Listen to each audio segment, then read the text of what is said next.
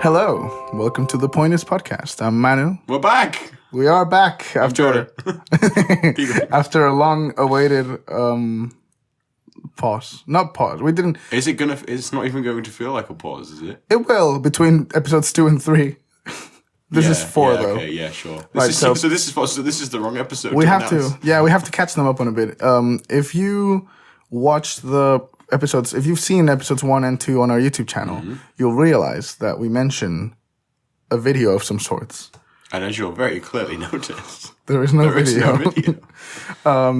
But they will put a disclaimer, just so you know, before them. But but if you advanced all the way through to the 4th episode, basically, I'm sure you're not too bothered. Also, you'll realize that there is no video today either. Yeah, this week is a video. Where have they gone? Where have my favorite 2 people on this planet gone? Yep. So let's catch them up. Let's catch them up to speed. Episodes 1 and 2 we recorded with one camera. We did. It was a really ugly shot, but we went for it anyway. We went for it, and we just blandly uploaded it. We fixed it for episode 3. We had some technical difficulties. Yeah, my camera was dying. I think my camera doesn't work anymore. We ended the last episode with Manuel sharing the shot. Yeah. Sharing my shot. Because we got the 2 cameras set up, and it was fantastic, and then we had to stop doing that because, But then, today we decided to just do audio and fix and do that. So here we are, and fix that on episodes 1 and 2 as well. So there won't be any audio because there won't be any video. What was it? So a clean slate, fresh look, whatever it was called. Yep, a fresh start. Fresh start, slightly not less that fresh. Yeah, but it's fine. But we're here now, and that's all that matters. That's all that matters, really. We're here in this moment. And we're just glad to share it with you all. Yep. We should get on to the films now. Yeah. Yeah, we should. We have too much to talk about. We do have a lot to talk about. We do need to move. I still have my water, though. I'm still me. Mm-hmm. Don't worry. Don't worry, still me. Yeah. It's not can of water, though, this time. It's not can of water. It's just a regular bottle. Yeah. I didn't have to go for the can of water now that it's not on the sponsor us. It's just for the aesthetic. Yeah. Now that it's not on camera, we reached out, no sponsor. I'll drink out of a jug. So now we're like, we'll drink whatever that is. Yeah, we're not even going to mention this. No. Okay. It's not as good. It's not as good. Not as good as can of water. But it's fine. We could have pretended you did have that one. We could have, but we don't want to lie to people. No, they haven't seen can of water because episode 3 I didn't have can of water either. Oh no! The only episode where they would have seen can of water is the first episode. So you'll only know that. We can keep that if you are the OG we can keep viewers. that. Yeah, we can keep that bit of video. Yeah. Anyway. We have far too much to talk about. We do. Episode 4, kicking it off. First of all, I want to congratulate ourselves because this is the first time we recorded an episode 4. I'm very if you remember the first iteration of the podcast, we got to episode 3 that never got released, but this is episode 4. Yeah, we're doing well. We're flying now. This is new territory. You know that thing? Have you ever heard that when you get to a certain point in a friendship, if your friendship lasts more than 7 years, then you're going to do it forever.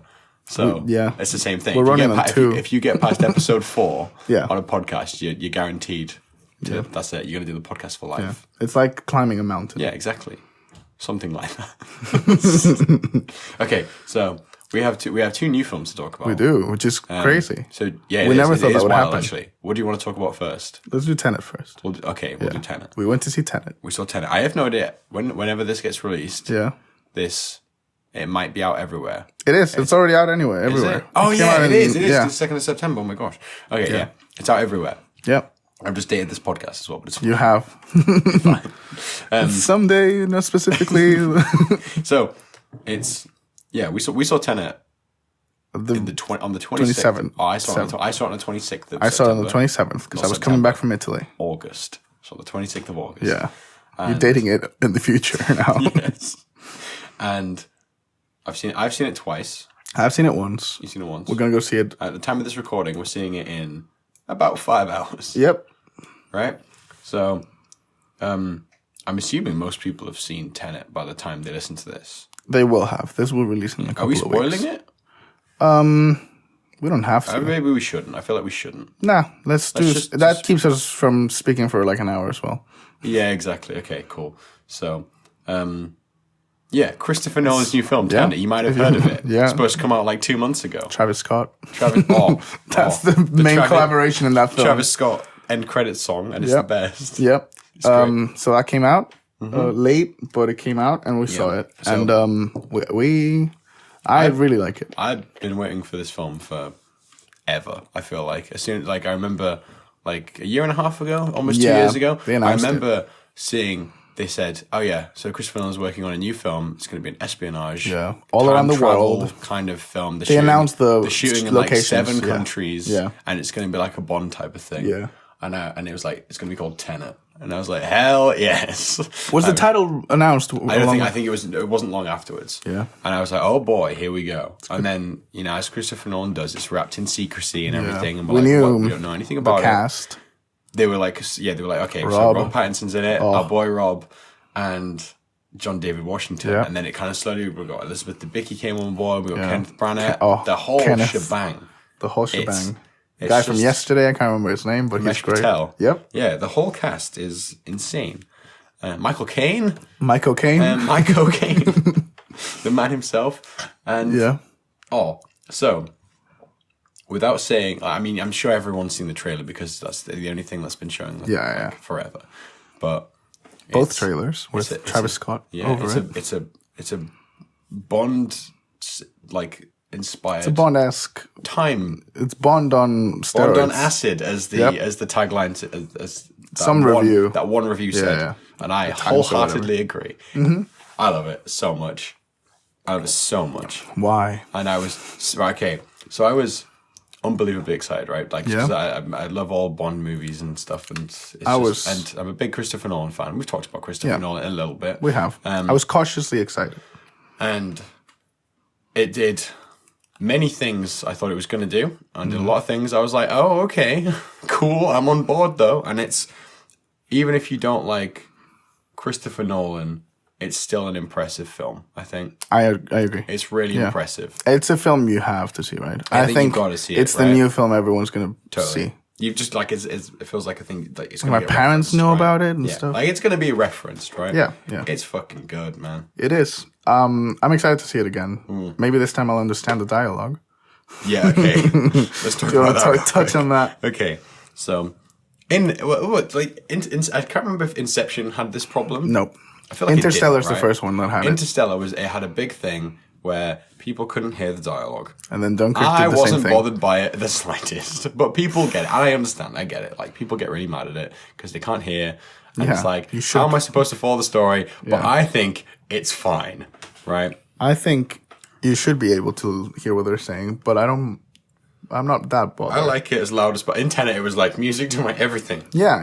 And it's cool that it's loud in the score and everything. So loud. However... You should. I think the solution is to watch it subtitled, which is I do that a lot. I watch a lot of things subtitled because I think you miss a lot of things, even in My Little Pony.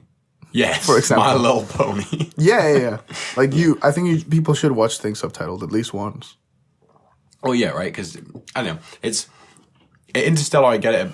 In Interstellar, I think the reason I don't mind is because it's so big and you're not supposed to. Yeah. A lot of the things they say are just science stuff anyway. However, it bothers me more because people were really, really angry about it in Dunkirk. I don't mind though because there's no really dialogue to follow. No, you don't have to understand. But it's all told entirely visually anyway. Right? Yeah. I think Interstellar has it's a bigger problem because you do need to understand what they're doing. There's some scenes.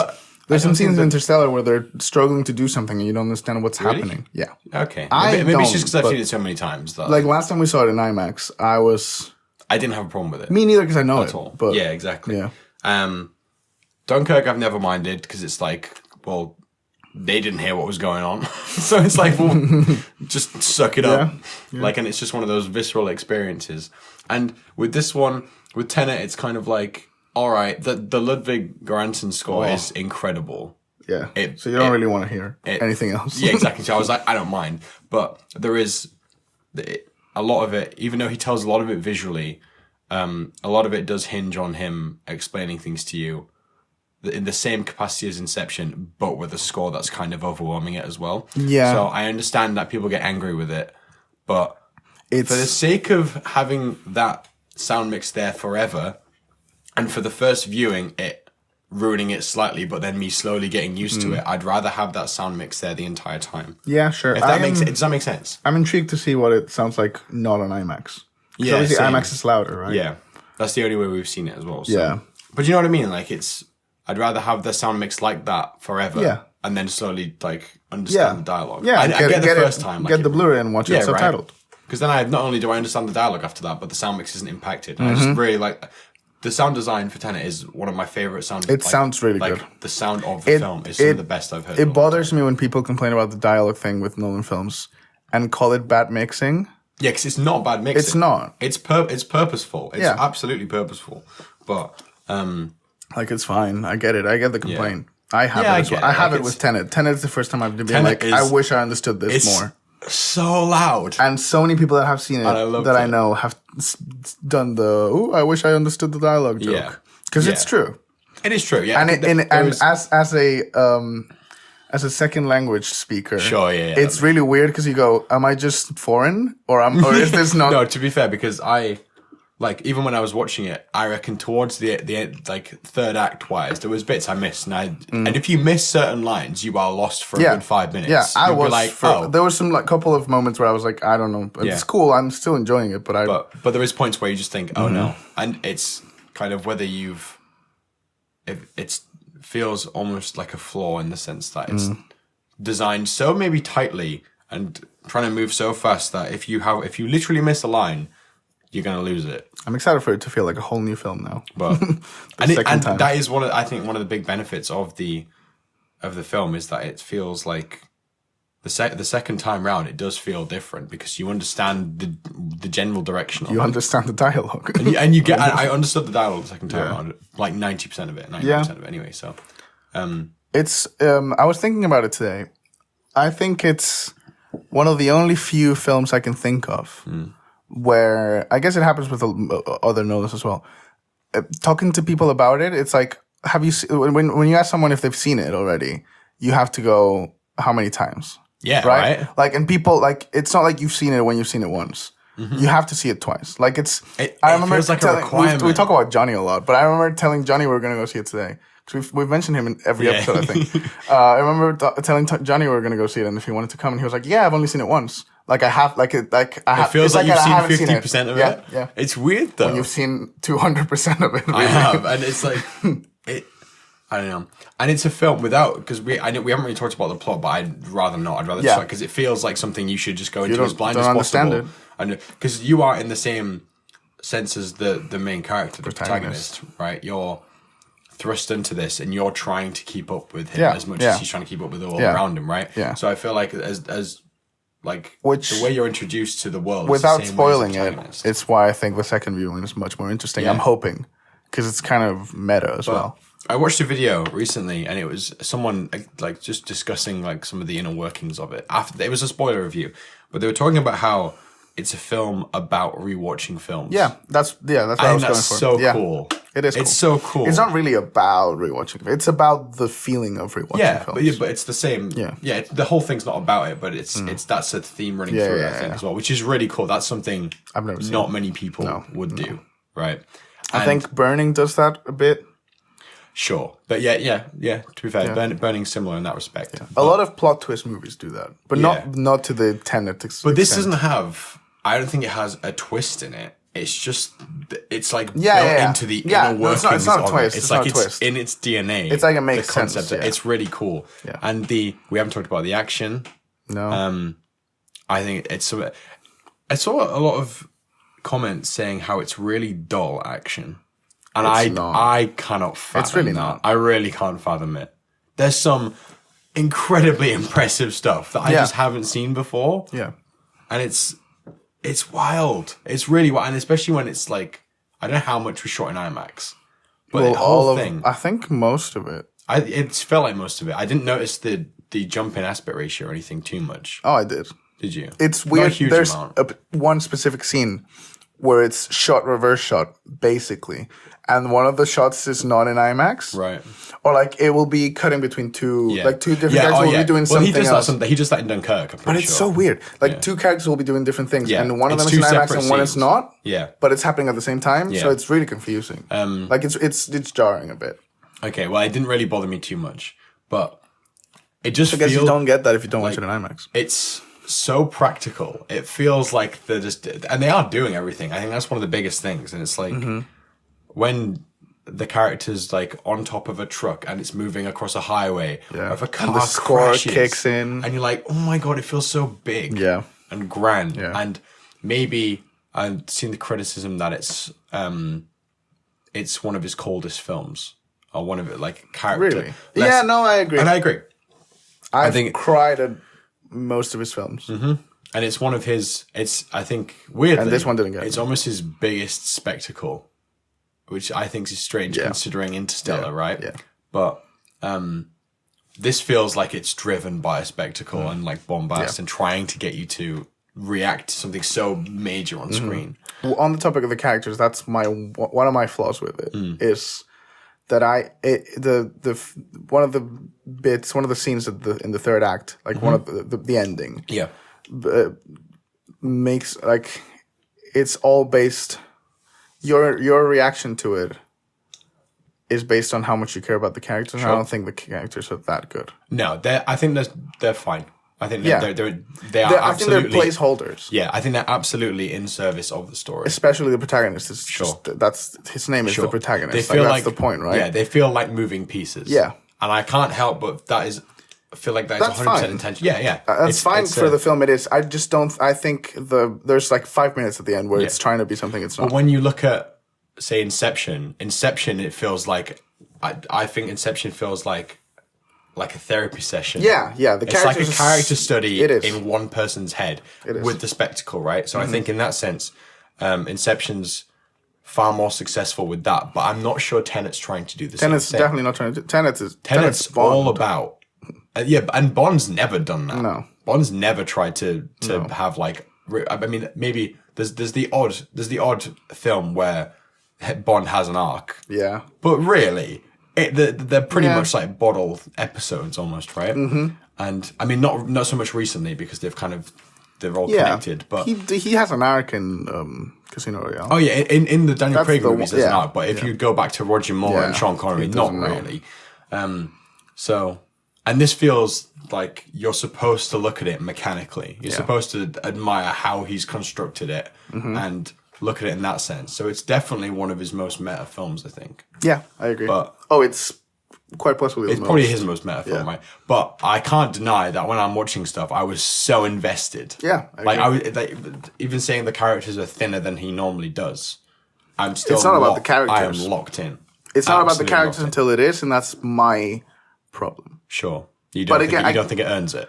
No. Okay, not at all. That's fair. Not at all. I think I think you're so detached from the characters by the point it's trying to make you attached to them.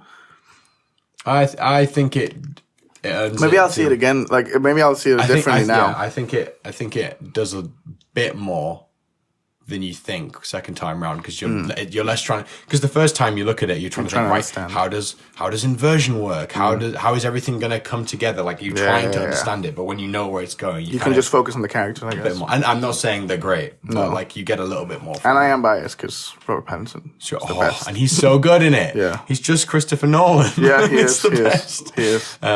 No, he's great. John David Washington is so good. It's insane. He's great. He's great. Honestly, like he has some action sequences, and he just drops people. Yeah, and I'm like, that is the coolest shit I've ever He should seen. be in every film. Like he's so good. He's great, and I've only seen him in this and Black Klansman. Yeah, same. And he's fantastic in both. He's great in both. Yeah. So. It's surprising because he hasn't been a thing since like now until now. I mean. Yeah, that Black Klansman was his big one, right? Yeah. Like his big. But I want to see. I think he's great. He's going to be in so much more stuff. He will. I mean, he's Denzel Washington's kid, right? He's going to be in everything because he's amazing. But I'm just glad he's great. Yeah. And these two films have proven he can carry a film. I agree. Yeah. Completely. So, what are you going to give it? What did you give it? Because you've given it out of 10. The first, I fully expected to give it a 10, right? Like I was on board. I was going to give it a 10 out of 10. 100%. I was on board, and I'm going to give it a 9. I'm going to give it a very strong 9. Me too. Yeah, you same. I have one problem. I have one main problem, which is the characters. Yeah, sure. It's not. But I don't think it's the point of the film anyway. So no, it's like I just don't want to give it a 10 because I don't think it's trying to do so much. I don't think it nails everything. No, but I can't deny how impressive it is. Yeah, and it's just like my type of film. Like, just the way that makes everything about it, right? Where do you put it in Nolan's filmography then? Whereabouts do you put it? I haven't seen all of his films. I haven't seen The Prestige or Insomnia. We can do Prestige. See, I never thought of... I think it's pretty low on the list for me. Right? Because I prefer Memento. Yeah, sure. I prefer Inception and Interstellar. I prefer Tenet to Dunkirk. Okay, sure. And then Following is my least favorite. Is that everything I've seen? And then The Dark Knight. Where do you put that? I prefer Tenet to Rises. Right, okay. And then... I'll do the ranking, I guess. Following Dunkirk. Following Dark Knight Rises. Dunkirk. Tenet. Yeah. Begins Dark Knight. What am I missing? Interstellar, Inception. Okay. Is that it? Sure. Those last two are interchangeable to me. I've just found my original letterbox list for Nolan. Are you shocked? Is it wrong? This was right. So originally, right, okay, this was my Nolan ranking. It was having seen everything now. It was Following, Dark Knight Rises, Insomnia, Dunkirk, Batman Begins, The Prestige, Memento. Then my top three were Interstellar, Dark Knight, and Inception. I didn't put Memento in my list. I just realized Memento is right under Dark Knight. And damn, that's actually rough because I was thinking, it's like mid-tier Nolan, It's not. because it's really good, But it's right? not. And I was like, it's like mid-tier 'cause it's not quite Interstellar. I don't think it's Interstellar. It's not as good as Memento. But then My The fourth Prestige. least favorite. But then I think Dunkirk is a perfect film. See, I don't. I think Dunkirk is perfect at what it's trying to do. Like I think it's the most purest form of cinema. It's so good. I really like it. Yeah. I think I gave it a 9 as well, or an 8. So maybe it's 8th out of 11, even though I love it. Yeah. So I mean, that's just a testament to how much I like him. But Yeah. yeah, I think it's great. Yeah. I think it's really brilliant. Just But- go see it if you haven't, and if you have, go see it again. Yeah, exactly. But who knows? I strongly urge you, even if you didn't love it the first time, Just do it give again. it another go. Yeah. Maybe, Don't try to understand it. Feel it. Feel it. Oh, my gosh. And on that note, from that a borderline master... No, it's not a masterpiece. No, but it's pretty fucking Yeah. good. From a pretty good film to We have the masterpiece of masterpieces. the film. A classic. The film we've actually We've all been waiting for longer than Tenet. 100%. We've been waiting for this for years now. So The we classic. went to an advanced preview, which it's opening. Is Well, it opening this it'll be weekend out, for us? It's opening this weekend in the UK. It'll be out when this is And we out. saw a New week before it came Mutants. out the New Mutants. What did you just describe this picture for us all? The New Mutants is a wannabe horror film with some characters that are loosely linked to X-Men. Not really. They're like... They're a spin-off. Low tier. They're a spin-off comic though, right? Yeah. Like it's an IP. Yeah, and it's a film about being like, I don't know what it's about. Teenagehood, He's struggling. coming of age, sex. Yeah, it's all these things. It got announced. Facing your fears. All these themes. Being people's fears. Good We're themes. spoiling this, Decent right? themes. Fuck, we're not spoiling yet. this. Not yet. Not It's yet, a not decent. Yeah, it's fine. Look, right. And we've had this. This has been in the works for like 3 years now. This could be a great film. I think this got announced. On paper, spoilers. It isn't all good. Okay. Oh, that's- No, I can't believe this. What? This could be a great film, but it is a fantastic film. Yeah. Oh. Plot twist. So I reckon it was in like 2016. I remember hearing about it they when I were was like 10. There's gonna be wow. So long ago. Yeah. Before the MCU. Yeah. No, I remember Logan coming out, and Logan came out, and that weekend they were like, "Yeah, the next one's going to be a horror film." I absolutely remember that. Yeah, they were like, yeah, Josh Brolин's going to do the New Mutants. Yeah. And I was like, cool. I didn't know much about New Mutants, but I was all like, I was in love with like the X-Men franchise and everything. And I was like, cool.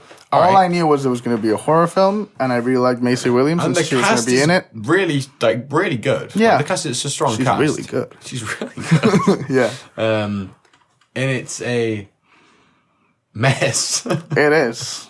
Are we going into spoilers now? No, okay, right. So it's a group of X-Men. Not X-Men. New mutants. They are literally new mutants. They're new so recruits. they're just on the verge of. Some have discovered the powers, some haven't, and they're kind of in this like mental institution / school Yeah. thing where they like, are they like rebellious? If they feel rebellious. It's like a cuckoo's nest. Yeah, it's a cuckoo's nest kind of thing where there's these people that haven't quite got their powers yet. See, but that's my first problem with it. They haven't really done anything. That's what I mean. Are they rebels? Because they're supposed They're not. It's like the Breakfast Club, right? Yeah, but they're not. not. They haven't done anything They've wrong. done. Well, some of them have. Some of them have. I think they all have, but. I see. That's what I mean. So they absolutely all have. They all have done something bad. They've so all it's done like something Breakfast Club, because I was thinking a psychiatric ward. Yeah, and that's actually kind of clever. I just thought of something that's a bit clever. Okay, wait. Okay, well, we'll get to the genius of So.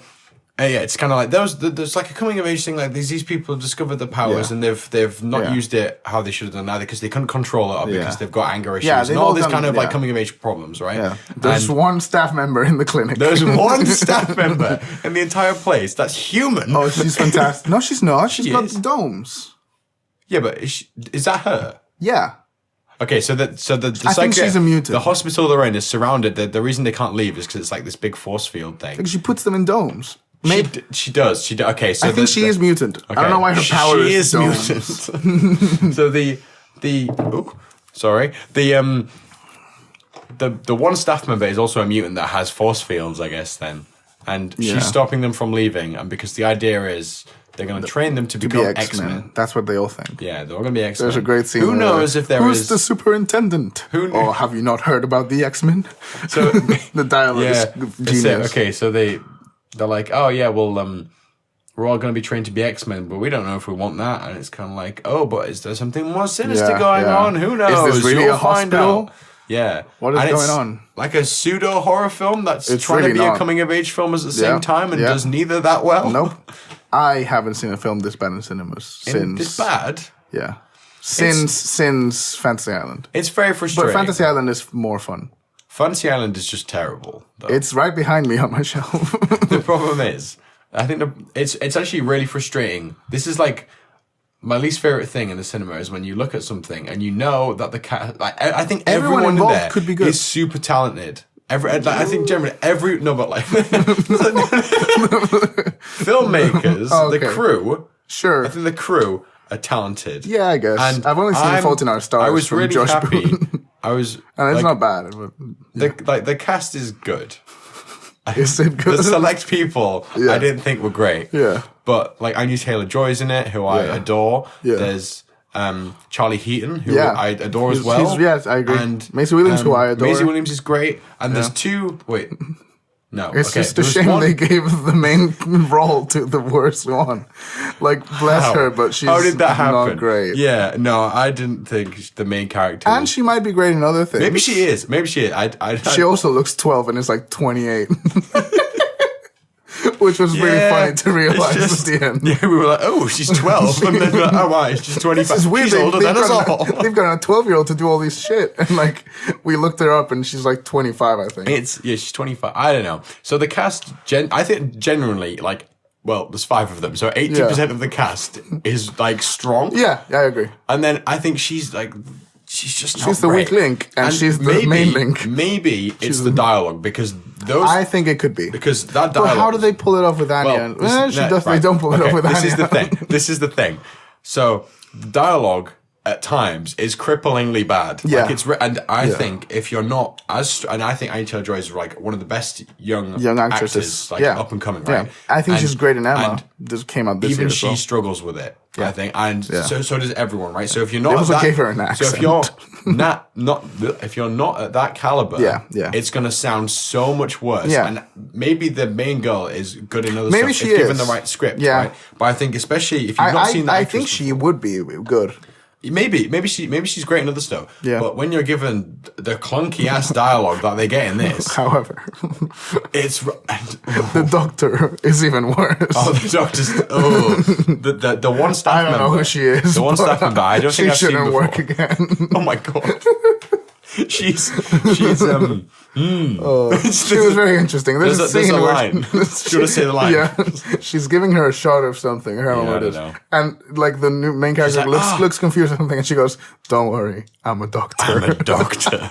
She's wearing a white lab coat like Dr. Doofenshmirtz. It's like, no shit, you're a doctor. Then again, see, I talk shit about her. It might be the fucking script again.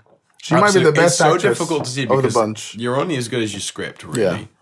And if the foundation And the is character that isn't great poor, either. She's so weird. No, it's just and it's so frustrating, as I said, because you've got a lot of talented people in here, and I think somewhere in there, amidst the reshoots they never used, that pisses me off because it looked great. There's some stuff in the trailer that looks good, and it's just like it's so frustrating because I genuinely think there is a good film in there, perhaps even a great one, but at the moment it just feels like it could be great. An absolute disaster. Yeah, I'm looking at I think it's worth watching just to be able to see if you've been expecting it. Moment. It does have the odd moment. Where I like the ending. This is pretty good. Yeah, there's a couple. Yeah. There's a couple. And bits I really like the opening when it's just like a black mass, and she goes, "My father told me there were some bears, and the big bear." It was about 15 minutes in, where I was like, "It's when Anya starts speaking." I know, because I was like, "It's Anya, it's Anya," and then she speaks, and I'm like, because she takes her to around to show her around the place. Yeah, and I love her. And it's weird. It's just like it's not them. I just don't. I genuinely don't think it's them. I think the dialogue's so rough. There's also a great shot. There's a really early on, the main character tries to kill herself, and she goes on top of the main building and looks around, and we get a POV shot. And I don't know how of her looking down at her feet, right? I don't know how to describe this audibly. It starts. It starts with her. It's her eye line, right? It starts way higher than it should be, and then it goes straight down. So the character just looked up, then straight down, and it's fantastic, brilliant. And I was crying at that. Yeah, it's great. I don't think it does. It's super half-assed. It's not scary enough. It's not gay enough at all. They brush over that. It kind of half does everything. Yeah. I think the gay thing's fine. I think it's fine. There was a shower scene. They could have done so much more with that. It's all pretty surface level. I think it's somewhere in the there. Coming of age is the idea of there's it the scene is where really cool. the scene where they put something in the woman's tea and start having fun and dancing around. That's very Breakfast Club. There are sparks of it. I was like, this isn't as bad as I was expecting it to be. No. Like, I'm actually like, this is fine. I think the last fight, the 20 minutes maybe. Yeah, it also feels so long. It's 90 minutes. It feels so much longer than Tenet. Yeah. Tenet's 2.5 hours. It's a whole hour longer. And this, it is a bit of a slog. It's not a waste of time. No, it's not. No. It's not the worst one. It's but far just from to the see worst that. one Just to see that I'm a doctor line and that shot where she tilts down. There are some really cool moments. Yeah, it's just so like. There's the line in the trailer where they goes, "You can't do it. They're magic." So and am I. She goes, "So am I." And I was like, "All right, sure." Yeah. Like I don't know. It just felt like when you see what the height of the X-Men universe was, and you look at what the MCU is now, it's like it feels so out of place. Yeah, it's like what is it at this point? Because it's trying to be a horror film, trying to be a coming of age film, and it doesn't do anything. It doesn't lean in hard enough to either of them, and it ends up feeling like Dream Warriors. Yeah. It's so Dream Warriors, but without the fun. But without the quirkiness and the tongue-in-cheek nature of Freddy, right? Which is who makes that film great. Yeah. Just imagine Freddy, but it's okay, I'm a doctor. it's that. It's a white lab coat instead of Freddy. And if you think that sounds as bad, like it's just there's no primetime bitch. There's no there's none of that. There's nothing. There's nothing. It's just it's a nothing film, and it's so sad. I came out of it and I was like, right, well, I've seen that's an hour 40 minutes. It's canon. It is canon, yeah. So but it's the last film of the X-Men. It's the last one. Oh, is that it? That's it now. Because Dark Phoenix was going to be the last one. Then New Mutants finally came out. It's the last one. Damn. Does Dark Phoenix end? I don't know. I haven't seen it. Me neither. So who knows? That's so sad. The continuity lives on in my head. Yep. Yeah, because Disney have rights to it. Rights now. So yeah. I think it's Fox. Yeah, they just. Yeah. I don't know. Yeah, because New Mutants is canon because they reference Logan. They do reference Logan. Yeah. But Logan is the last film of the Xbox universe. Logan's such a beautiful swan song. They could have stopped there. They should have stopped there. No, because I was really admiring what Fox were doing, because it was kind of like it's what Marvel's doing now, which I love. What? And it's they're taking a genre that's like they are taking some like bold steps in terms of like applying a genre to a film to make it feel different, right? Because it was like in the early 2000s, every superhero film felt the exact same. And I think what were they doing? What, Deadpool's a comedy? Well, yeah, but that wasn't a thing. Yeah, that wasn't a thing. I guess, yeah. Logan that wasn't a thing either. They never did that, like a neo-western. Yeah, that's true. And New Mutants on paper, horror film, yeah. And it's like indie horror film. It as just well. doesn't It, quite... it feels like an indie film until it doesn't. Yeah, until it really doesn't. But you know, it's such a misstep. It's a misstep into a direction of there's no direction. No, it's just sad to see it end on that note. Yeah. But hey, I want to see what everyone does next. Like everyone should. Yeah. I just want everyone to do. Guy who plays the Brazilian guy was really good. He was great. He was really good. Actually. Is he in anything else? Haven't done our research. I think so. Oh, research. Yeah. What's that? Yeah. But that's New Mutants. What did you give it? I think I gave it like a 4. I gave it a 5 or a 6, maybe. I don't know. Because it's harmless. It's not doing. It's not like the worst thing ever. But it's just like it's not Fantasy Island. Yeah. Oh, yeah. What is the worst film you've seen this year? Oh, Artemis Fowl. But that's barely a film. That's like an episode Artemis Fowl transcends the Twilight cinema. Zone. It transcends cinema. It does. It doesn't do any of the, it doesn't follow any rules and just does its own thing. Is Tenet your favorite film of the year? Yeah, at the moment. So Kenneth Branagh is involved in both of your favorite and least favorite films. Who knows where Death on the Nile's going to land? Yeah. Who knows? I want him to be bang in the middle, so then he's like he's the arc of my 2020. Year. Yeah. I think it will be as well. I think Death on the Nile's going to be good. Yeah. You know? I'm excited. Same. I'm really excited for Death on the Nile. But yeah. So that's New Mutants. Speaking of Death in the Nile, around the same time era. Time era? Time era. Okay. Okay. I know where you go with it. Okay. I'm completely wrong as well. It's really not the same time era. Isn't? I think it is. Is it? Yeah, I think it is. Cool. I'm pretty sure. Amazing. Let's forget I said all anything. viewers are going to be like, what? Yeah. I want to talk about The Great Gatsby. Just a very quick recommendation. You should, read that new novel that just came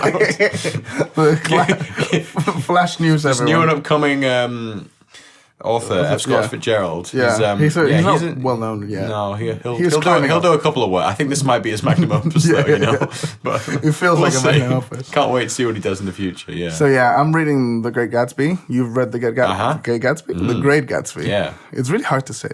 Great Gatsby. It's really not. No, it comes out as gay a lot for me. It does. You say that a lot. It's immediate. Yeah. But you're not far from finishing it. No. Which is why I'm excited and I want to talk about it because it's really good. It is. It's great. It's great. It's really great. And I haven't seen the film, but again, tying it all up. I'm so excited for you to see the because there's the Robert Redford one, which I want to see as well. Yeah, I want to see that as well. But I've only seen the Baz Luhrmann one. And I really like it. I really like it. I want to finish the book first. Obviously. I did think I was going to hate it. I thought, oh no, this is going to be a disaster. And it wasn't. The book is genius. It's I like to throw that word around. No, the book is fantastic. Fantastic. How would you describe the book? Why is it so good? Why is it so good? Because it's hard to describe why. To me, the main factor is that it reads so easily. It's not even. It's that, but it's also like. The characters. It's just the way it discusses, and you haven't even fully gotten that yet, but it's the way it discusses the American dream and kind of the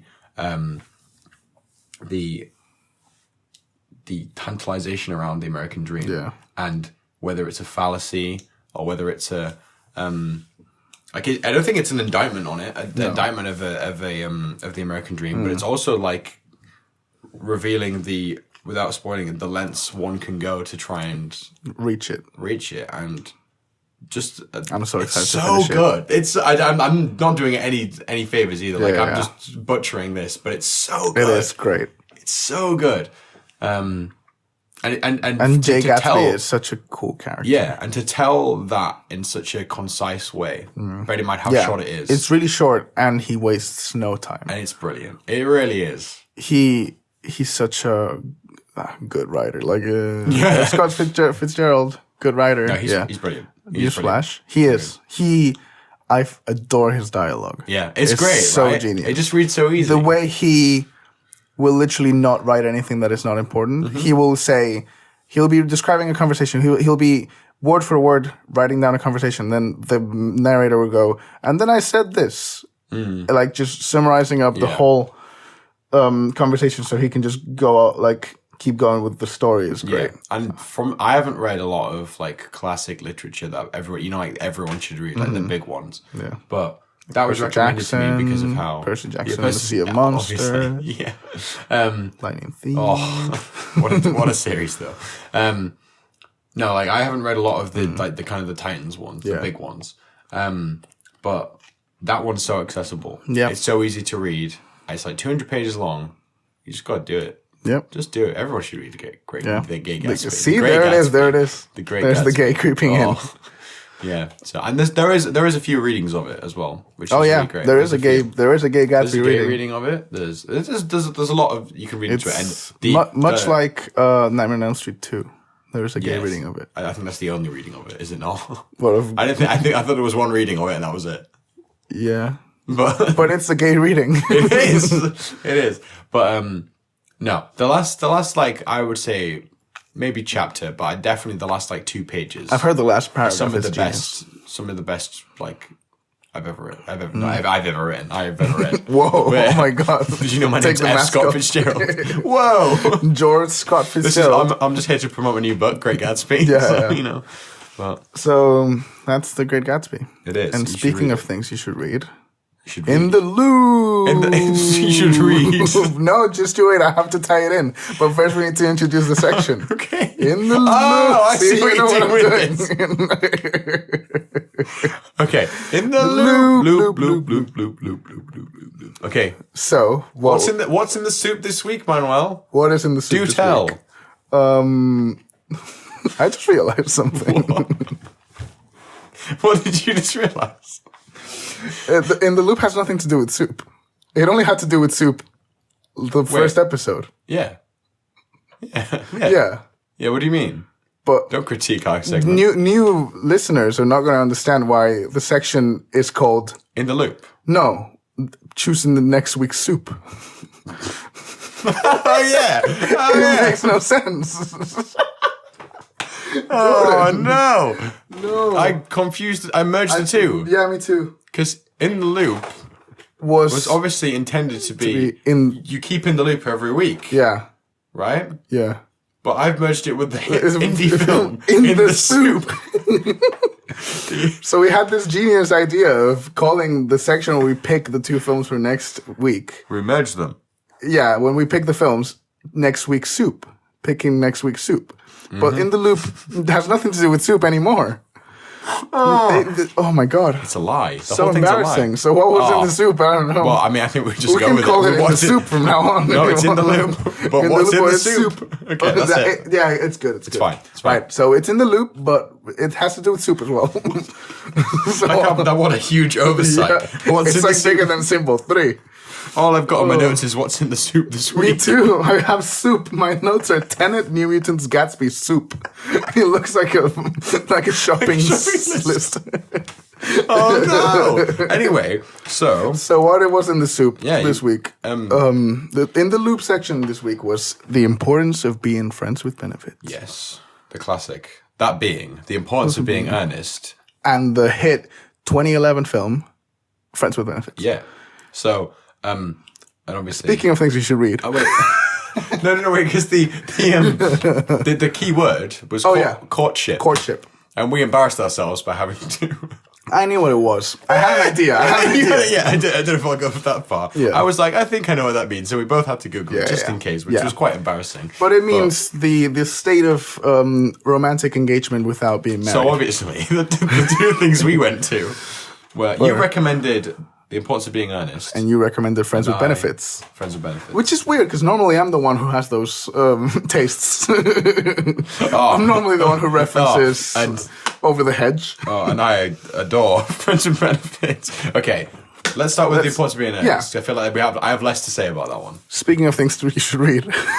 Oh, yeah. The Importance of Being Earnest is an Oscar Wilde play from the year whenever that came out. Yes. Yep, we haven't researched. I'm not looking up. Oh, okay. Yeah. Oscar Wilde wrote a play called The Importance of Being Earnest, and it's one of my favorite plays. I read it. I haven't seen it. I really should see it. I should. Yeah, I mean, not now because Corona, but I should hunt it down and see it. But it's I read it for high school. and it's one of my favorite plays. I think it's genius. I think it's. Do you know? You think it's genius? Genius. I think it's impeccable. Yeah. Ooh. That's a new one. I don't think I've ever said that word. Who knows how that was going to sound when you said it? And it's a play about rich people being dumb. Rich. Dumb and rich. It's great. I love it.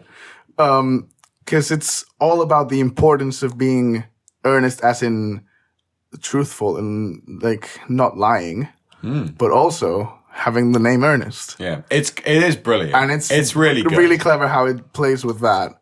Because you think, oh, it's funny because they do it once, but then the whole film is about that. Yeah, and you go, it's cool because it's ridiculous. Because the whole concept is this guy. Well, I'll talk about the film now, I guess. The film is a very direct adaptation. 2002, directed by... You're going to tell me who it was directed by. Oliver Parker. Yep. It's basically a direct adaptation. The only thing they do is they extend it a bit because it's a very short play. So some scenes are dragged across different locations and stuff. But it's basically the same thing. And there's this guy called Jack. Jack... it's John, isn't it? It's John, yeah, but it's Jack. It's Jack and John, isn't it? They call him Jack, but it's because Johns were called Jack. Oh. Yeah. What's his last name? It's really good. Worthing. Jack Worthing. And he's played by Colin Firth, and he makes up this... He has two lives, basically. His life in the countryside and his life in the city. And in the countryside, he is Jack Worthing. Worthing? Yeah, Worthing. Yeah. And then he's created this brother called Earnest, who lives in the city. Yeah. And he goes to sea every time he wants to escape the countryside. Yeah. Because in the countryside, you amuse other people. In the city, you amuse yourself. Yeah. Or is it the other way around? I don't know. I think it's the other way around. Definitely. But that's a great line.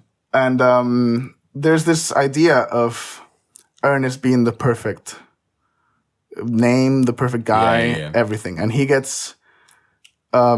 he's calling for this girl. Wendelin. It's a great name as well. The importance of being Wendelin. Yeah.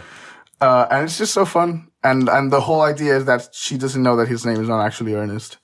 Yeah. So he's lying about being called Earnest. Honestly, it's genius. It's way more fun than I thought it was going to be. Oh, of course. Yeah. I didn't know it was going to be like that. I told you it was. Yeah, I didn't have that in my head. I thought it was going to be this there's some really great moments in it. Funny. And I was laughing out loud a lot. Yeah, no, I was honestly surprised because it's not really my type of thing anyway. It's the kind of that time period and you know like the whole setting of it. It's not my thing. Yeah. But British. He's British. I was like, oh. It's actually pretty fun and lighthearted and quirky, and it's like, oh, okay, I can get on board with this, and I had a great time. I thought it was good. It's so funny. I thought it was really funny, and I don't know how much of it is the film because nothing, because it's like the reason I liked it was the dialogue and the language.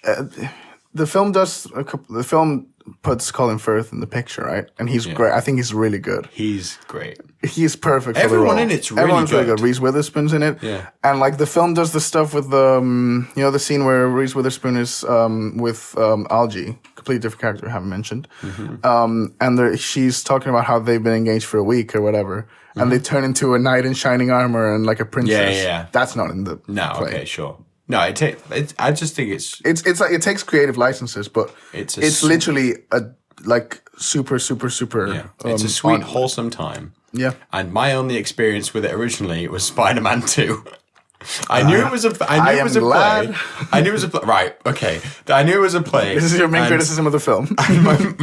It annoyed me. Obviously, a connoisseur of the play originally, having only heard about it and its existence in Spider-Man 2 with Mary Jane Watson. And the scene in Spider-Man 2... Who is she playing? I don't know. Playing Wendelin? This is what I mean. Well, if I'd have known who the character was... It makes sense. I'd have been... Okay. Because she's more of a Wendelin than a... what's her name? I don't know. Who's Witherspoon's character? Oh my God. I can't remember. It's one of her plays. I should know. Well... She's very much a Wendelin. Anyway. She's almost definitely playing Wendelin. She's in the play. And there's a scene where she doesn't... I can't remember Is it when she says... When she forgets the line in Spider-Man 2, is it because he's not there? Or he is there? He's not there. He's not there. Because she goes, She forgets a line, and she sat there drinking tea with someone else. Yeah. And the guy on the other side, as she freezes, goes, "I am glad." And she's like frozen in spot because he's not there. Yeah. And he goes, "I am glad." And she goes, "I am glad to be here."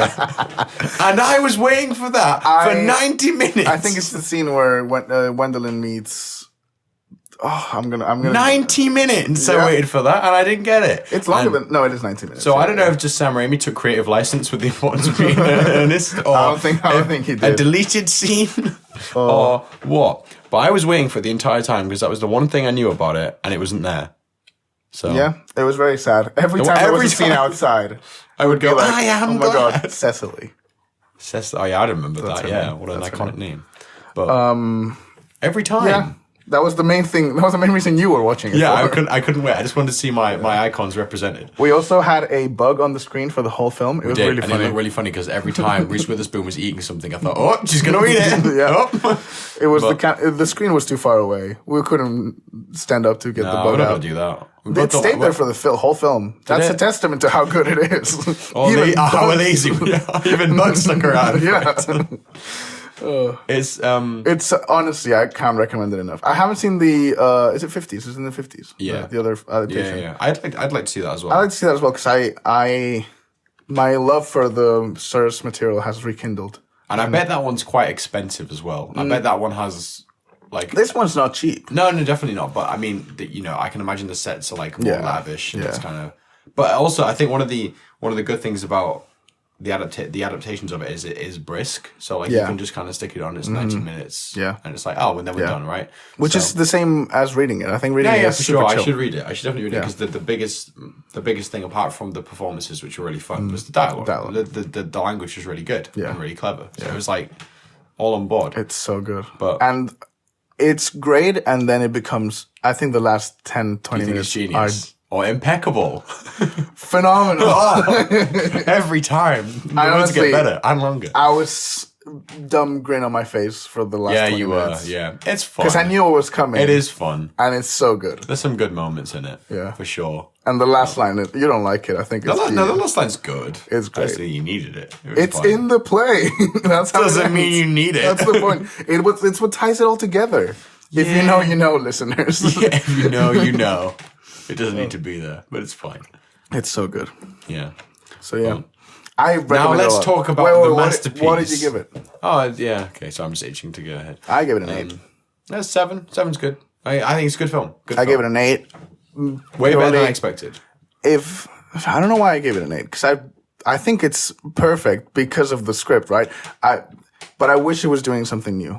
I think that's why I didn't. Sure. I don't know. Adore it. I did say that's my first experience with it, so I thought it was good.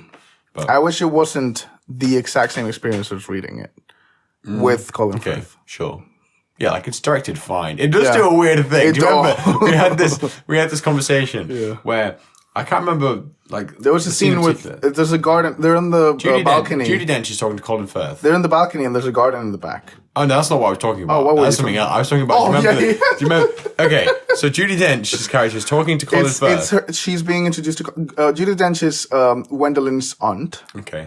and she's like interviewing Colin. yeah. She's interviewing Ernest. There's a camera on either side. Like 180 rules, fine, right? There's a camera on either side, and both of them. She's asking him questions. asking him questions, and both of the cameras are like moving at the same, like dollying. They're dollying like around, against each other. Yeah, right. So they're dollying around, so they're just slightly moving, and every time he answers the question, Whenever she asks the question, it it stops. stops. Stop, right? Fine, sure. because she's got the power. Sure, right? She's in But then control. I was like, why is it moving to Manu? And he was like, well, of course it's moving because Shifting the line. dynamics, and also the 180 line's got to be crossed, so we've got to get on the other side, so it makes sense, Yeah. right? So It does this for like a good 5 minutes. the camera gets all the way We were around. talking about it for the whole scene. The camera gets all the way around. Yeah. And I'm like, okay, this is where they're going to do it. And the cameras, they're in their places now. Yeah. And then it just cuts to the other side of the line. Like, all right. My theory, because she grabs a bell and rings it, and my theory is they did this whole thing and then realized that the bell was on the other side, so they needed to cut back to the other side. Yeah. So they just break the whole thing It just seems it's weird. Yeah, it's not great. I think it's a mistake. Yeah, it definitely is a mistake. It's what you said. It's like they forgot. Yeah. They were like, oh yeah, shit, she needs to pick up the bell. Yeah. But yeah, I don't know. My thing was there's a scene when they're at the balcony. I don't know who's at the balcony. There's 2 characters on the balcony, and it's Algie and Jack, and they're fighting. Mm-hmm. And then on the background is the garden of the house, and it's like it looks so strange. It's like a cardboard cutout. It looks so strange. Mm-hmm. And then they even do the thing where it cuts to behind them, and they're supposed to be stood there in the field. Yeah, but they were never there. Like, 100%, they were never Judi there. Dench never went there. And it's weird because the sets look really good generally, except for that one scene. Why does that look so weird? Yeah. And maybe they did shoot on location. Maybe I'm wrong, but like it just seemed odd. Yeah, and we can't finish this conversation without mentioning the muffin scene. The muffin scene's really good. There's a bit where Algie, who plays him? Because I can't remember his name. Is it Rupert Everett? Yeah. Rupert Everett. He plays Algie, Algernon. Yes. the Jack's friend from the city. Yeah. And there's a scene where they're fighting over being christened with the name Earnest. Yeah, it's good. And they're fighting about it or something. And Algie is very stressed, so he starts stress eating muffins. Well, muffins. It's a good what are they scene. called? They're like crumpets. They call them English muffins, though, don't they? Yeah. It's crumpets, right? Yeah. I would have called them. And he starts eating, and then the whole, like a good 5 minutes, all of the conversations, because the girls are looking at them from the window. I think Judi Dench is looking at them as well. Every conversation revolves around the muffins and how they're eating muffins and how they can't be good men. It's good. If they're eating muffins. It's good. It's great. It's like a well-known scene. It's probably the best scene. I love it. The ending is perfect. Anyway, I gave it an 8. You gave it I gave it a 7. Now I want to talk about my film. Yes. I totally forgot that we had that. Yeah. Oh, how can you forget? This was my highlight. Never mind Tenet or the Great Gatsby or New Mutants or whatever. I'm just here for this Friends with classic. Benefits.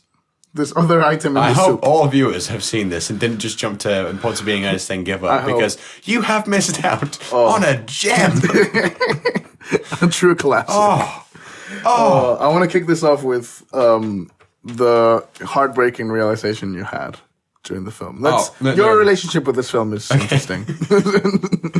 So tell the story. This film came out in 2011. I'm going to assume I was 12, maybe 13, but I'm assuming I was 12. I assume it wasn't a Christmas movie. Yeah. So I was about 12, and I watched this when a friend came around to stay at my house, and we both had a huge crush. See, if you watched it at home, it was after it came out. Oh yeah, so I was 13. I was 13 then. Yeah. Also, I was 13. We both had a huge crush on Mila Kunis. It makes sense. Also, great and powerful. Kunis, right? One finest role. Yeah. No, Mila, she's great. Yeah. And we're like, Justin Timberlake. I've seen The Social Network. Yeah. And we were like, oh, cool. So it's Friends with Benefits, and we were like, cool. We'll put this on. It'll be fun, right? And it was super late, and I was like, oh, well, it's Friends with Benefits, so Mila Kunis, who knows? We might see something. We might see some benefits. We might see some benefits in action. So I was very excited for this. And of course, it being Friends with Benefits, there's quite a lot of sex scenes, right? Yeah. So that's what the film is about. It's quite early on. Or is it early on? No, it's not. I was waiting for it the second time round for a while. Yeah. So I just remember there was an image of Mila Kunis getting in or out of bed, and you just saw a butt, right? Yeah. And I remember she's getting in bed. I remember like, oh yes, I got my money's worth. There it is. Guess I can we can leave turn now. it off now. Yeah. Right? And that image was in my head for a while. Ingrained. You printed it out. Yeah, everything. I had it on my wall. It.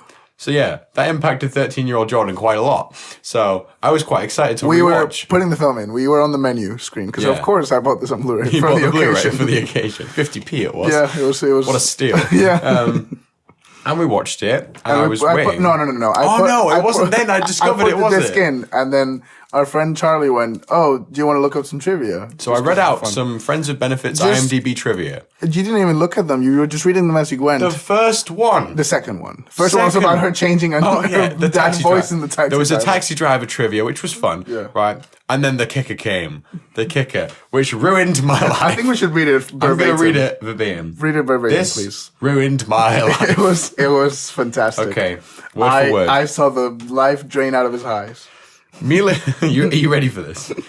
I can't even. If you don't want to be ruined, if you have the same, if you have the same memory as me and you're fine, Leave now. Leave now. I'll put a time. No, I won't. No, do that. because we might come back to That's it. true. That's true. Who knows? Don't ever listen to this again It's scarred if you me so want to be- much, honestly. Yeah, because it'll come back. Mila Kunis used a quote-unquote butt double for her character's full nude scene, despite the fact that she appears semi-nude in side views in a handful of scenes. Yep. What? What? This killed him. I don't even know. That was the scene. That was the scene. Yeah. And I can't believe so she's done sad. this. Yeah. Yeah. So That's a minute of silence for her. sounds to me like Jordan's butt double. Yeah. For 13-year-old Jordan. Oh, and then the worst part is You've when lived through this for a while. It's almost been 10 years of you thinking you had it all. I think I had it all, and I've. The worst part is when you watch the scene, it doesn't look like her. No. It's someone else. As soon as She's tall. As soon as the cheeks She's were on 6 screen, feet. I was like, "That's not her." Yeah. She's blonde all of a Yeah, sudden. You never realize. But you do see Justin Timberlake's butt. Oh, a lot. Quite a lot, Yeah. actually. So it's all made up. I It's all guess made it up for evened her. out, but I mean, yeah, that ruined me. Oh. But anyway, But the film itself, Apart from that, work of art. apart from that 2-second shot, not even that. It's more like it three cuts pretty frames. quickly to them in bed as well. Like there's Yeah. no continuity because No. it has to be her. So, yeah, The there was film that. I can't even is- talk. That's it now. I'm done. I'm drained. 10 out of 10. Goodbye. No, 1 out of 10. The film is, I honestly was very surprised. I had a great time. Yeah, I remember me too. liking it, not specifically because of the butt thing, Yeah. but I remember being like, I remember thinking That it was a major player. it was a major player and one of the reasons I loved it. But I remember thinking it was pretty good, or better than It's better than your average rom-com, it is. I think. I think it's one of the better rom-coms I've seen. Damn. And it's I don't know, it's just two people that the opening scene's fantastic. Oh, the opening scene is The opening genius. scene's brilliant. Genius, impeccable, phenomenal. Any of it. I was like spitting bars. Yeah. Genius, impeccable, phenomenal. Friends with benefits. This is the best film ever made. Oh my god, that's the chorus. And That's a sneak peek of our musical God, episode. yeah. We had this idea before we started recording that we were going to do a musical episode where we rank our favorite musicals. This will be a bonus thing. Purely in song Yep. for an hour. Yep. I'll get my guitar and we'll do some We'll just improvisation. vibing for yeah. What if it's the same film though? What if we have the same film? We'll talk about it twice. Yeah, Bum-ba-dum-ba-dum. we're talking about it again. Yeah. Yeah, filling in the gaps. So anyway, Friends with Benefits. It's a couple. These two people that break up more or less at the same time. Yeah. and then they get intertwined somehow with Justin Timberlake's work. Yeah. and then they're like talking about how it sucks to like be in a relationship. You got to like. You know, there's so much baggage. Sex and, should be like tennis. Sex should be like tennis, which is a great line. Yeah, it is. And it's like, almost why as can't good as- people just yeah. enjoy it and then leave it, right? Yep. Leave the court. And Yep. they're like, we could do that, right? And they're like, everyone's like, no, we shouldn't. Unless. And then it's. And then what immediately happens? they swear on the Bible. They swear on which is a great scene. They It is- swear on the digital Bible. Bible, the digital Bible, And it keeps going, to not catch feelings. great. And it's a great scene. And then obviously the rom-com things happen, and maybe one of them cares. Maybe the other hijinks. We're not doesn't. gonna Who spoil knows? this one. Hijinks ensue. I would rather spoil Tenet than Friends with Yeah, Benefits. I agree. I'm just gonna say one thing about it. Okay. There's Woody Harrelson's in this film, and he's the best character. Woody Harrelson He's is a amazing. co-worker of Justin Timberlake's. Yeah. and he's very, very gay. Yeah. And there's one Which scene. is his character. That's his character. His character in every scene He's mentions. a gay sports reporter, which is Yeah. gay. Yeah. Great. Which is gay. Which is gay. And there's one scene where he doesn't mention that he's Yeah. gay. And we all cheered. And it's the best. It's the best thing ever. Because Manny It's came, so good. he'd been in it for like 4 scenes. And I was Manny like, went, this is interesting. I don't think he said he's not gay yet. Oh, he is gay. I don't think he hasn't mentioned the fact that he's Yeah, gay. in one- every scene he always slipped it in that like yeah. he liked guys, right? it's And great. and then finally one scene happens where he gives him some advice, and it's like He says yes, something. Yeah. yes, Yeah. But Woody Harrelson's great. I love him in that. He's really I think funny. he should play He's gay really men good. every He's time. really good. I think everyone in it. I think everyone's really good. He's so good. And I love Justin Timberlake in general. there are I think he's great. Without spoiling it, there's some great cameos in it. Yeah. Like some small bit parts. Yeah. Which We are great. cheered. We cheered like back to back. And I think they're only great to us. It's they're probably very tailored to us. they are, which is why we cheered so much. Obviously, that's why I recommended the film, not because I wanted to Yeah. relive my youth. Your butt moment. And Catastrophe. it's yes, pedestrian, and it's a I don't know, like it's relatively it's pretty self-aware. People have problems with this. I was reading. It's very meta. Like they watch a film in the film. They watch a rom-com and comment on the tropes of a rom-com. Yeah, and then they follow them anyway, which I think is really clever. Yeah, because you would think Genius, even. impeccable phenomenon. You would think that's a T-shirt if ever I've It seen is genius, impeccable phenomenon. And on the back, friends with benefits. one. With an arrow pointing to whoever you're walking next to. Yep. If you, it's like it feels like you establish the tropes and then it might be dumb to then do them. But I think it's kind of smart because then it's like it's showing you that the tropes. That's why rom-coms work because they are tropey. Yeah. Right. And filled with cliches. That's why people watch them. That's the point. That's what the film is saying. Yeah. The film is saying, we should be friends with benefits. We shouldn't play into that. And then at the who knows what happens? Yep. But yeah, it's playing into the wrong. It's literally just showing. It's a theme stated moment. Yeah, it's showing the strength of the playing into the tropes. Is stating its theme. So I think that's genius, impeccable, phenomenal. it's fun. I really like it. I have a great time with it. Same. And maybe I probably like it a bit more than I should do. Never apologize for liking friends with benefits. But it's really fun. It has some wholesome moments. Their chemistry is great. Yeah, like, really great. And thoroughly recognizable. It's just really recommendable. fun. It's a bit long, but it's really fun. Yeah. But there was a thing in the late 2000s, early 2010s where rom-coms were too long. Well, it's like Judd Apatow movie, but it's only about. But this one's like 10 minutes too short, too long. Not Judd Apatow's half an hour extra. Yeah. You know, Or so it's kind of that. Yeah. Where you could maybe shave 10 minutes off it, but I really love it. It's really fun. I think it's really good. So if anything, which do you prefer? Would you prefer the importance of being earnest? Which one? And don't lie to me. Look me straight in the eye and tell me which one you'd rather watch right now. Friends with Benefits. But I gave this a 7 out of 10. Yeah. And Friends with Benefits an 8. So I was the opposite. I gave it an 8. Yep. So you know what? There you go. The importance of being Friends with Benefits. Yep. I think they're both recommendable. It's a good double feature, really. It's a weird double feature, but yeah, it is. Solid. Both fun, quirky times. Absolutely. Yeah. I'm going to go pee. You're going Don't to go stop pee. the recording. Okay, wow. Don't stop recording. This is just me now for the rest of the podcast. Sorry for that. I could have gone, but I could have stayed. We literally have 2 minutes left, but I didn't want. I wanted to give it my all to next week's soup. Yeah, it's fine. That's not even a So soup. we have the random word generator to do next. Yep. Are you doing it? Yeah. Wait, let's pick it up again. No, this is it. Sorry. Wow, a peek behind the curtain. No, this is it. Okay, so we're random generating. Okay. Yep. Are you ready? Put it so I can see it. Okay. I want to see that you don't cheat.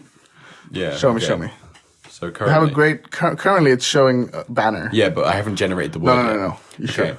So that was. Hopefully, you all enjoyed this week in the loop. In the loop. In the loop. Slash soup. Soup. Okay. In the loop. Soup. Yeah. We can hide it in the sound mix. Yeah. Okay. So we're generating the word in 3. No, wait. We have to. Are we explaining how it Yeah, works? because just in case you get, This is the first episode. I mean, to be fair, if you looked at everything we've watched so far, I would immediately want to watch the one where they talk about friends with benefits. That's true. So, maybe I've spoken out to people and people realize. Yeah. Maybe generate a small following. So what we do now is we generate a random word with this fantastic website, Random Word Generator. .com. Is that what the domain is? Amazing. And based off that word, we both have to come up with a film each that we both have to watch and watch next week. We always struggle with butchered this. We both come up with a film each that has to do with the word. Yep. And we both watch both films before next episode, and we talk about them in the next week's installment is what I want to say.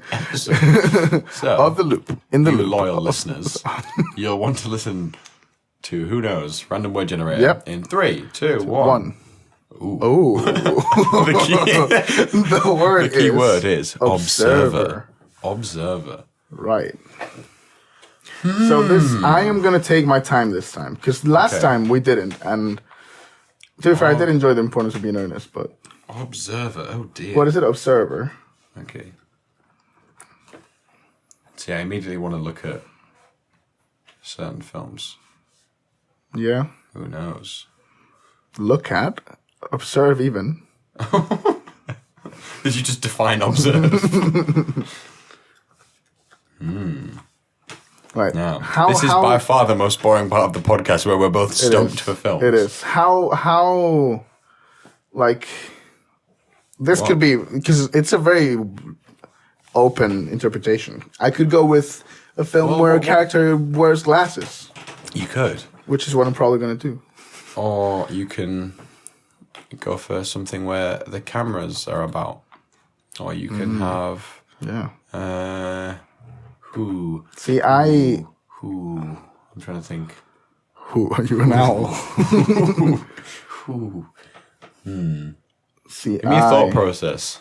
My thought process is I come here with already a plan of a film I want to say before we come try and get it in there. I'm going to try to get it in there. I'm trying to think how I can observer, like someone observing, taking care of an election, perhaps watching over. Perhaps. Is that what we're going? I think I am. Let me think. It's a very tenuous link. Yeah, well, they always are. But this one kind of works. Wait, I'm not observing, ready. like looking over. Like I'm not ready. I'm not either. So I'm still looking. Don't worry. I'm still looking. No. Don't you worry. We've got time. You worry. We have so much I can time. cut it down. I can speed it up. No. Oh, I won't. Don't worry. Okay. Fuck. Oh, it stresses me out. Observer. We looked out. Should we, while we're thinking of a film, recommend Jenny by Flight of the Conchords? Yeah. If you haven't seen Jenny by Flight of the Conchords, it's a really good song they perform live. If you don't know, if you're not familiar with Flight of the Conchords, you should be. Okay, I've got mine. I don't. It's the most tenuous link. Give me some. Talk about Jenny for a bit. Jenny, I haven't seen Flight of the Conchords, but it's a, what is it? It's a TV show? There's a TV show. There's a TV show, and then there are a couple of guys who do comedy music. Okay, yeah, sure. Musical and comedy. there is a bit called Jenny. And he showed me it for the first time recently, and it's wonderful. Yeah. It's basically the two guys on stage, and the idea is that it's like a conversation in song, and what Jermaine Clement's character is sat on a bench one day, and the other guy, I've forgotten his name. Me too. The other guy, I always do that. is playing the character Jenny and walks up to this guy on the bench, and it's basically Brett. It's just Brett, and McKenna. it's a series of misunderstandings essentially, it's genius. and it's brilliant. The way it tells its story is amazing. It's great. But So yeah, I've got my film. you have your film. I hope it's not the same. No, because you haven't. Oh, seen it's it. not going to be the same. You haven't seen this, and I know you haven't seen this, and you won't know it's got to do with the word. But if you've seen this film, you'll know it has to do with the word. But I don't. It's not. Mine's Mine's kind of a spoiler, but sure. Mine's barely this. Okay. Cool. You ready? Yep. You go first. Okay. So my choice is Creed. Okay. Why? And the reason because an observer, Yeah. right? How does one observe? Well, I'm just saying, maybe now it's different, but back in the day, pre-COVID, Yeah. you have to watch boxing. You I think you're gonna be like a talent of like. Nope. No. Okay. No. It's about you people go to watch boxing, and you can be an observer in the ring. Yep. And it's also about looking back at the sins of your father and trying to become your own man. Yeah. That people can observe. Sure. Right, I just thought of the combined name, and it's great. The combined name is great. Because my film... So I'm excited for Creed. I haven't seen it. I just wanted an excuse to watch it. Yeah, and I also picked a film you haven't seen, but I have seen and loved. Oh, I love this film. Okay. And it's the 2006 smash hit, Little Miss Sunshine. Okay, Little Miss Creed. Okay, it's good. Amazing. And I can't really explain why it's no, okay, that's fine. But it does. People who've seen it will know. It's my favorite scene. If it's so it's less tenuous than mine. I think so. People visit boxing rings and observe the fighters. Yeah. Yep. Amazing. Mine makes more sense, I think. Okay. Well, who knows? Maybe you'll look at it and think, wow.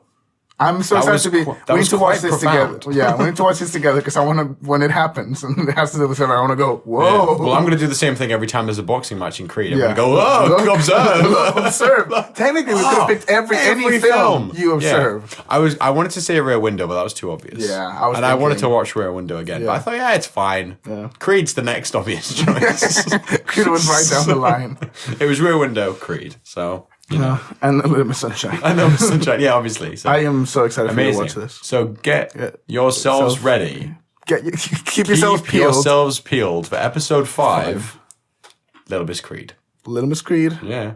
And we'll talk about some random stuff. And who knows? Maybe we'll talk about Bly Manor. Oh, wait, when's that out? Coming out in early October. And for all we know, we might be recording the next episode in October. To be fair, next week, or whenever we record... Boys? We have The Boys to talk about. Yeah. And I'm sure there's some other things. Yeah. We'll record in 2 weeks when you're back. Yeah. No, we're fine then. Yeah, so we'll have so much to talk Charlie about. Kaufman's. We have I Think of Many Things. We've got so many things. So keep yourselves peeled. Keep yourselves peeled for Little Miss Creed. Great episode. Great episode. Coming your way. Obviously, you loved this one. Of course. I'm assuming that's why you're still no video this time. A little mixing it up. Yeah. That's all we do. Hopefully for next episode we'll have it figured out. Who knows? But until next time, keep yourselves peeled. For the point is. And thank you very much.